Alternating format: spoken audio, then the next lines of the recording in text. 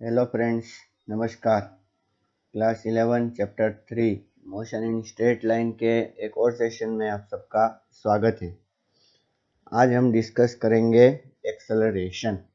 पिछले वीडियोस में हमने डिस्कस किया सब स्पीड और वेलोसिटी के बारे में, और अब डिस्कशन करने वाले हैं हम एक्सेलरेशन का। एक्सेलरेशन का मतलब क्या होता, देखिए। Rate of change of velocity rate of change of velocity with respect to time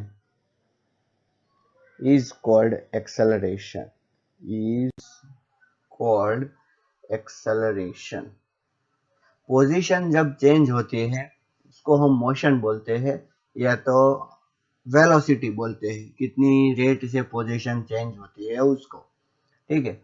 और वेलोसिटी जब चेंज होती है तब कितनी रेट से वेलोसिटी चेंज हो रही है उसको हम क्या बोलेंगे, एक्सेलरेशन, ठीक है। ऐसा अगर हम बोले कि एक्सेलरेशन वेलोसिटी की वेलोसिटी है तो भी कोई गलत बात नहीं है।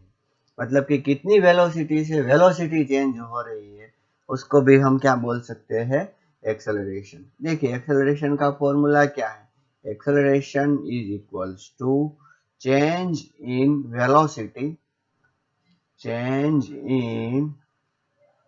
velocity divided by time interval। ठीक, क्या है, बहुत सिंपल इक्वेशन है एक्सेलरेशन का। Acceleration is equals to change in velocity divided by time interval. Okay, time interval कितना, टाइम इंटरवल तो वेलोसिटी को चेंज होने के लिए जितना टाइम इंटरवल लगा वो टाइम इंटरवल, ठीक है। एक्सेलरेशन का सिंबल क्या है, ए। ए इज इक्वल्स टू, अगर मैं बोलना चाहूँ तो होगा delta V upon delta T. Delta we मतलब कि change in velocity upon change in time interval. यहाँ पर मैं अगर ऐसा लगा देता हूँ एक्सेलरेशन को, ठीक है ना, तो ये हो जाएगा एवरेज एक्सेलरेशन। कैसा एक्सेलरेशन हो जाएगा बच्चों, एवरेज एक्सेलरेशन। लेकिन अगर हम ऐसा कुछ करें कि acceleration is equals to limit delta T tends to 0, delta V upon delta T, तो ये टाइम इंटरवल बहुत कम हो गया। तो ये कम हो गया इसलिए डेल्टा वी हम नहीं बोलेंगे, हम बोलेंगे DV, DV upon D T. तो ये हो जाएगा इंस्टंटेनियस एक्सेलरेशन। क्या हो जाएगा बच्चों, ये हो जाएगा इंस्टंटेनियस एक्सेलरेशन, ठीक है। अब देखिए एवरेज एक्सेलरेशन का फॉर्मूला क्या है, ये है एवरेज एक्सेलरेशन का फॉर्मूला। इसमें हमने क्या लिया है, delta V upon delta T. और ये किसका फॉर्मूला है, इंस्टंटेनियस एक्सेलरेशन का, जिसमें हमने क्या फॉर्मूला लिया है, डीवी अपॉन डी टी, ठीक है ना। एवरेज एक्सेलरेशन जो होता है वो लंबे टाइम इंटरवल के लिए होता है, फॉर लॉन्ग टाइम इंटरवल, ठीक है। या तो सिर्फ अगर आप कोई टाइम इंटरवल ले लो तो भी, छोटा बड़ा कोई भी, तो टाइम इंटरवल के लिए स्पेशली जो होता है वो होता है एवरेज एक्सेलरेशन। लेकिन किसी एक इंस्टेंट के लिए, फॉर पर्टिकुलर इंस्टेंट, किसी पर्टिकुलर इंस्टेंट के लिए अगर हमें एक्सेलरेशन चाहिए कि भैया इस इंस्टेंट पर कितना एक्सेलरेशन है, तो उसको हम क्या बोलेंगे, इंस्टंटेनियस एक्सेलरेशन। और वो कौन सा होगा, इंस्टंटेनियस, ठीक है, इंस्टंटेनियस एक्सेलरेशन। समझ में आया क्या। ओके, तो यहाँ पर देखिए ये dv अपॉन dt हो गया, तो हम एक चीज और भी बोल सकते हैं। क्या बोल सकते हैं कि acceleration, acceleration is one time derivative of, one time derivative of velocity with respect to time, ठीक है। वन टाइम, एक बार डेरिवेटिव लिया किसका, वेलोसिटी का, किसके विथ रिस्पेक्ट टू, टाइम के विथ रिस्पेक्ट टू। देखिए अगर हम देखिए कि वेलोसिटी क्या है, तो देखिए वेलोसिटी क्या है, तो वेलोसिटी वन टाइम डेरिवेटिव है किसका, डिस्प्लेसमेंट का। ठीक है, मैं ऐसा लिखता हूँ, देखिए v is equals to dx by dt। Therefore अभी देखिए एक्सेलरेशन हमने क्या लिखा, dv अपॉन dt लिखा।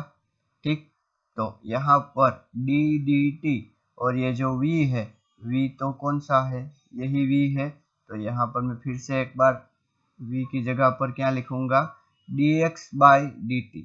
तो ये हो गया 2 बार डेरिवेटिव, कितनी बार डेरिवेटिव, 2 बार डेरिवेटिव किसका, x का। ठीक है, तो हम क्या बोल सकते हैं, acceleration is one time derivative of velocity. ठीक है, लेकिन 2 time derivative of displacement with respect to time. ठीक है, मैं यहाँ पर वो सेंटेंस लिखता हूँ, acceleration is 2 time derivative, acceleration is 2 time derivative of displacement with respect to time, 2 time derivative of displacement with respect to time। ठीक है, समझ में आया क्या। अच्छा, अगर हमें ऐसा एक रिप्रेजेंटेशन करना है तो कर सकते हैं। देखिए ये मेरे दिमाग में आया अभी, वी डॉट अगर करें तो ये डॉट क्या इंडिकेट करता है, वन टाइम डेरिवेटिव। कितने time derivative, one time derivative. Okay, और इज इक्वल्स टू हम ऐसा भी लिख सकते हैं, 2 डॉट्स, मतलब क्या हुआ, 2 टाइम डेरिवेटिव, 2 टाइम डेरिवेटिव किसका डेरिवेटिव, डिस्प्लेसमेंट का। डिस्प्लेसमेंट का अगर 2 बार डेरिवेटिव लेंगे टाइम के विथ रिस्पेक्ट टू, तो हमें मिलेगा एक्सेलरेशन। और एक बार डेरिवेटिव अगर हम डिस्प्लेसमेंट का लेते हैं तो हमें वेलोसिटी मिलेगी। वेलोसिटी का एक बार डेरिवेटिव लेते हैं तो हमें क्या मिलेगा, एक्सेलरेशन। समझ में आया क्या। अच्छा, चलो इसके यूनिट की बात करते हैं कि एक्सेलरेशन को कैसे मेजर करते हैं। तो देखिए एक्सेलरेशन हमने अभी क्या देखा, change in velocity with respect to time देखा, acceleration. So acceleration is equals to हमने ऐसा देखा ना, delta V upon delta T. तो अगर मैं अब इसकी एसआई यूनिट की बात करूं तो एसआई यूनिट मीटर पर सेकंड अपॉन सेकंड, क्योंकि ऊपर डेल्टा वी है तो मीटर पर सेकंड अपॉन सेकंड क्या हो जाएगा, मीटर पर सेकंड स्क्वायर। ठीक, ओके। फिर अगर इसके डायमेंशनल फॉर्मूला की बात करें तो बच्चों आपको पता ही होगा, देखिए ये मीटर है इसीलिए क्या होगा L1 और सेकंड स्क्वायर और रेश टू माइनस टू, तो क्या हो जाएगा L1t-2। और ये कैसी क्वांटिटी है, वेक्टर क्वांटिटी है बच्चों। Acceleration is a vector quantity. हालांकि वेक्टर क्वांटिटी के बारे में अभी तक हमने इतना डिस्कशन नहीं किया है, वो हम अगले चैप्टर में डिस्कस करने वाले हैं। लेकिन आप याद रखिए एक्सेलरेशन कैसी क्वांटिटी है, वेक्टर क्वांटिटी। वेलोसिटी भी कौन सी कैसी क्वांटिटी है, वेक्टर क्वांटिटी। डिस्प्लेसमेंट भी कैसी क्वांटिटी है, वेक्टर क्वांटिटी। ये तीनों क्वांटिटी वेक्टर क्वांटिटी है, एक्सेलरेशन, वेलोसिटी एंड डिस्प्लेसमेंट। ठीक है, देखिए एक पॉइंट और मैं यहाँ पर लिखना चाहूंगा, acceleration can be positive, negative और जीरो। एक्सेलरेशन कैसा होगा, कैसा हो सकता है, एक्सेलरेशन पॉजिटिव भी हो सकता है, एक्सेलरेशन नेगेटिव भी हो सकता है और एक्सेलरेशन जीरो भी हो सकता है। अब डिस्कशन करेंगे कि कब एक्सेलरेशन पॉजिटिव होगा, कब एक्सेलरेशन नेगेटिव होगा और कब एक्सेलरेशन जीरो होगा। ठीक है, ओके। चलिए तो बात करते हैं कि कब एक्सेलरेशन। पहले तो देखिए एक्सेलरेशन का फॉर्मूला आपको पता है ना, क्या है एक्सेलरेशन का formula, acceleration is equals to change in velocity, change in velocity divided by time interval. ठीक है, ये बेसिक फॉर्मूला अपने दिमाग में डाल के चलिए। ओके, अभी देखिए पहले ऐसा कंसीडर करें, let velocity of object at t1 is v1। t1 time पर जब हमने देखा तब ऑब्जेक्ट की वेलोसिटी कितनी थी, v1, and eight t2 is v2। ठीक, ओके। t1 टाइम पर वेलोसिटी v1 थी और t2 टाइम पर वेलोसिटी v2 थी। Therefore acceleration is equals to final velocity minus initial velocity upon final time minus initial time.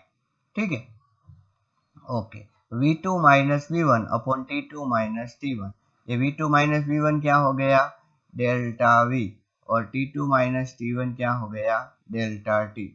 Delta t is always positive, ध्यान में रखिए। क्यों, क्योंकि टाइम तो हमेशा बढ़ता ही है, हमेशा बढ़ता है।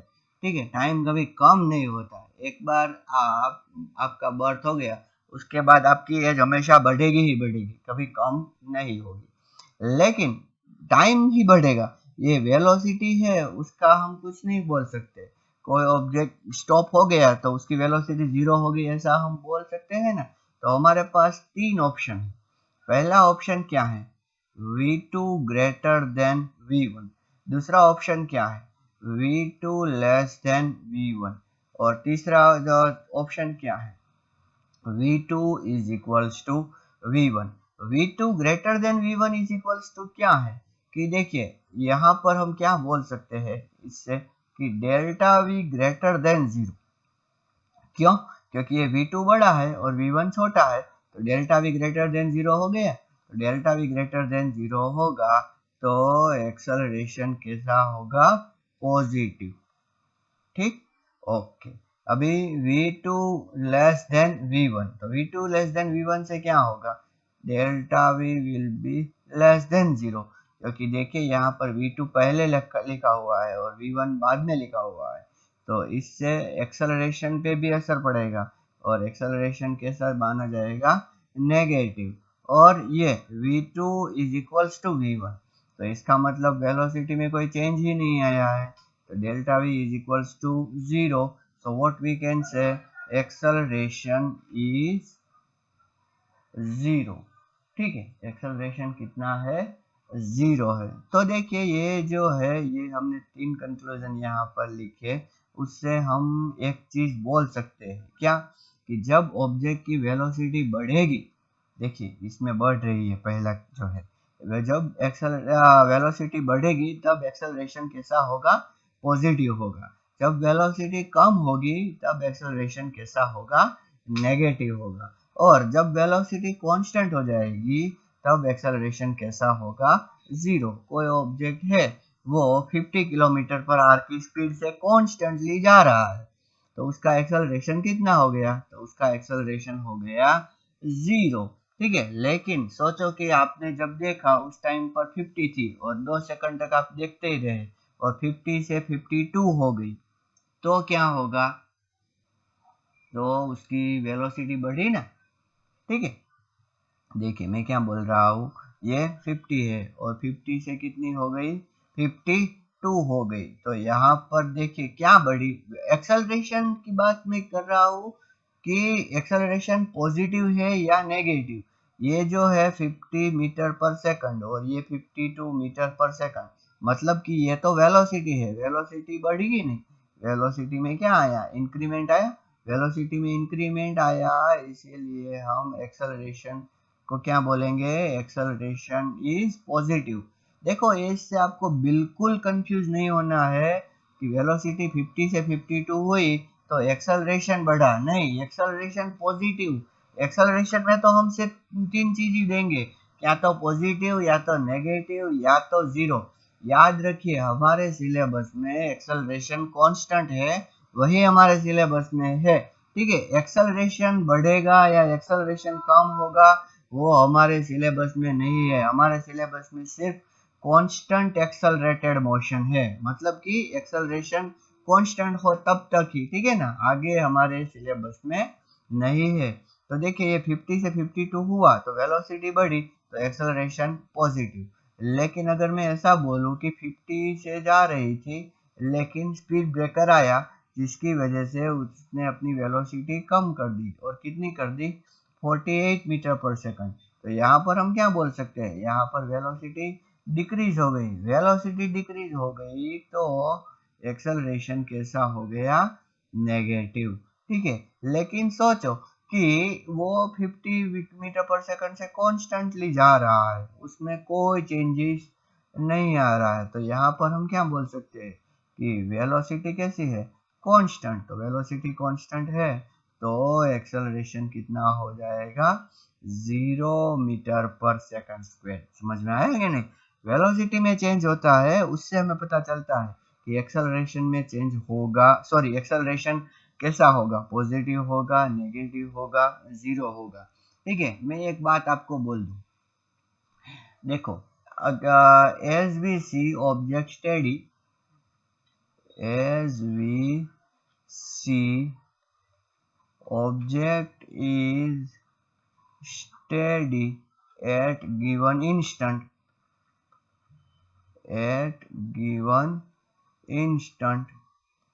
we can't say its acceleration is positive, negative और जीरो।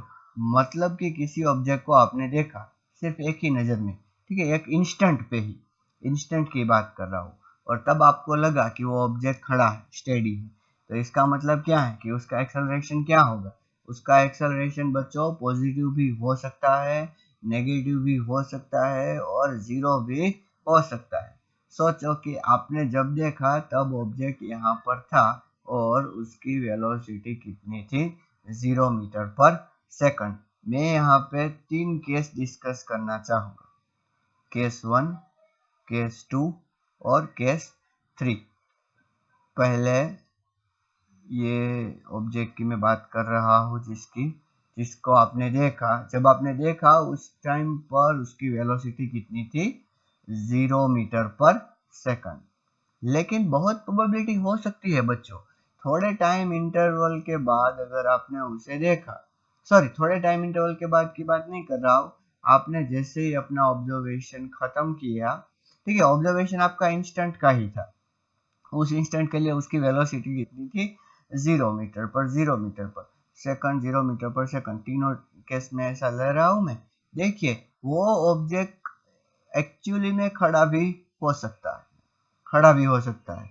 आपने जब देखा तब खड़ा नहीं था, बहुत देर से खड़ा था, तो उस टाइम पर हम ऐसा बोल सकते हैं कि हाँ उसका एक्सेलरेशन कितना होगा, जीरो। ऐसा भी है कि आपने जब देखा उस टाइम पर ऑब्जेक्ट खड़ा था लेकिन वो चल नहीं वाला हो, पॉसिबल है ना, ठीक है। फॉर एग्जांपल जैसे ही आपने अपनी नजर हटाई उसकी वेलोसिटी 5 मीटर पर सेकंड हो गई, तो इसका मतलब क्या हुआ, भले ही यहाँ पर जीरो है लेकिन यहाँ से यहाँ उसकी वेलोसिटी तो बढ़ी ना, वेलोसिटी बढ़ी तो हम क्या बोल सकते हैं, उसका एक्सेलरेशन कैसा है, पॉजिटिव, ठीक है। लेकिन ऐसा भी हो सकता है कि जब आपने देखा उस टाइम पर ऑब्जेक्ट स्टेडी हुआ हो, वो कहीं से आ रहा हो, और जब आपने देखा उस टाइम पर ही वो स्टेडी हुआ हो, ठीक है, तो वहां पर हम क्या बोल सकते हैं, देखिए उसकी वेलोसिटी में क्या आया, डिक्रीमेंट आया, और वेलोसिटी में डिक्रीमेंट आने की वजह से हम क्या बोल सकते हैं, उसका एक्सेलरेशन नेगेटिव है, ठीक है ना। तो इसका मतलब क्या हुआ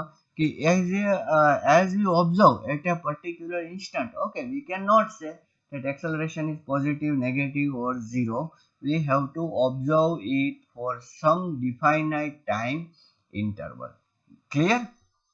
ओके, आइए अब वीटी ग्राफ देखते हैं, वेलोसिटी टाइम ग्राफ, ठीक। ओके, इस ग्राफ में क्या है, बहुत सिंपल है, ये टाइम और ये वेलोसिटी, ठीक है। ऐसा अगर मैं ग्राफ ड्रॉ करूं तो यहाँ पर वेलोसिटी कैसी है, कांस्टेंट है, ठीक है। वेलोसिटी कांस्टेंट है तो एक्सेलरेशन कितना, 0 है, ठीक। ओके, अब ये टाइम और ये वेलोसिटी, ठीक है। यहाँ पर देखिए वेलोसिटी बढ़ रही है, वेलोसिटी, ये वेलोसिटी है ना, वेलोसिटी इंक्रीज हो रही है, वेलोसिटी इंक्रीजेस, वेलोसिटी इंक्रीज हो रही है, इसीलिए एक्सेलरेशन ग्रेटर देन 0, मतलब कि पॉजिटिव है एक्सेलरेशन, ठीक है। और कितना, सोचो कि ये थीटा है तो एक्सेलरेशन कितना होगा, टेन थीटा जितना होगा, ठीक है।